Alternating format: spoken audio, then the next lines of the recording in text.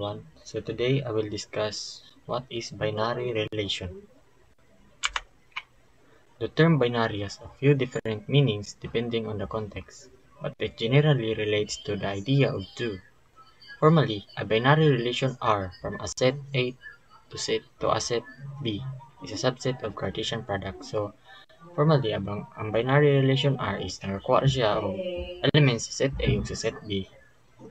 Ginabuo or gina-combine ra siya sa isa ka set.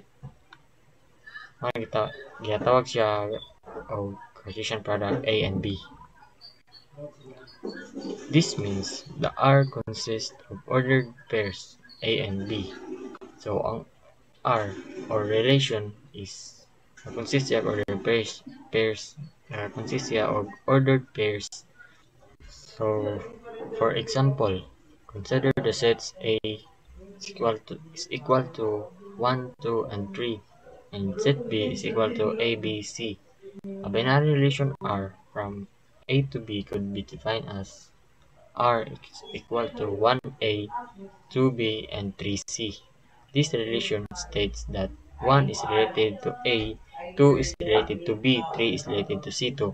So nagpasabot siya nga kana nga mga elements is related ra sila sa set A. Ang 1 is related sa set B, ang 1 related sa A, ang 2 related sa B, ang 3 related sa C. So mo na siya ang relation example sa relation o binary. So another example, set A, ang gibutan sa set A is name, Jassel, Sheila, and Christian. Sa set B pod, ang gibutang is hobbies, gaming, singing, and dancing. Example pairs: Jassel, gaming; Sheila, singing; Christian, dancing. So nagkuha ra ko elements sa set A nga mao ang mga name, tapos gisagol na ko sila duha sa set B nga mao ang hobbies. So muna sila ang example pairs.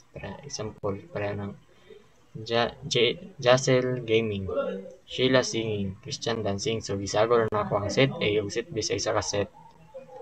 Interpretation: Jassel enjoys gaming, Sheila enjoys singing, Christian enjoys dancing. So interpretation: Jassel enjoys gaming, Sheila enjoys singing, Christian enjoys dancing. So muna siyang pasabot nga ang set A o ang set B gisagol na nako sila muna sila nga na butngan og meaning ang elements nga masabtan.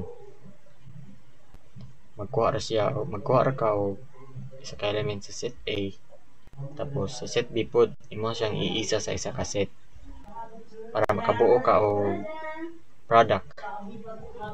So mga to guys, thank you for watching.